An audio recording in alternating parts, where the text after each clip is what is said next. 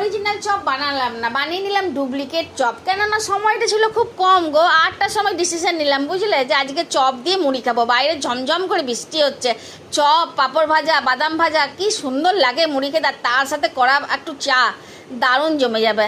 তো 8টায় ডিসিশন নিয়ে 8:30টার মধ্যেই আমরা খেয়ে নিলাম। তো কী করে সম্ভব বলো? এবারে বারবার হাত ধুয়ে বেসন গুলে চপ ভেজে চপ দিয়ে ডুবিয়ে তেলে ভাজা সম্ভব নয়, অত তাড়াতাড়ি হতো না। তাই ভাবলাম যে ডুপ্লিকেট চপ বানাই। মানে এটার পার্থক্য হলো এটা, এই যে অরিজিনাল চপ বেসনে মেখে জন্ম হয়েছে, বেসনে ডুবিয়ে ওকে ভাজা হয়। আর আমি যেটা ডুপ্লিকেট বানালাম সেটা বেসন দিয়ে আলুটাকে মেখে পরে ভেজে নিয়েছিলাম। কোনো আলাদা করে বেসন মেখে তার মধ্যে আলুর পুর ডুবিয়ে মাখাই, মানে ভাজিনি।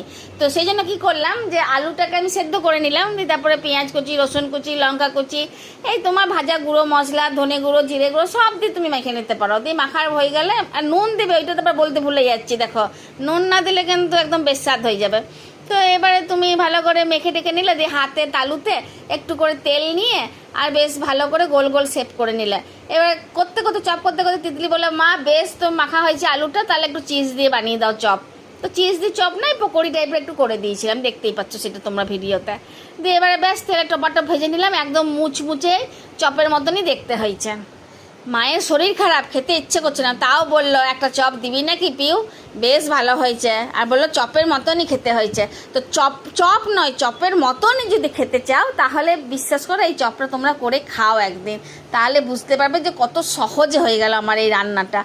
আর আরেকটা জিনিস কি বলো তো, চট জলদি রান্না কর, তো চট জলদি রান্না তো করতেই হবে ভাই, এটার তো কোনো মানে বলার অপেক্ষাই রাখে না।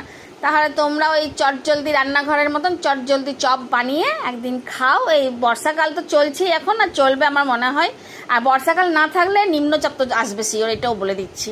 তো একদিন চপ বানিয়ে খেয়ে তারপরে আমাকে কমেন্ট করবে। তাহলে আজকে আসি, আবার কালকে একটা রান্না নিয়ে আসবো। ধন্যবাদ।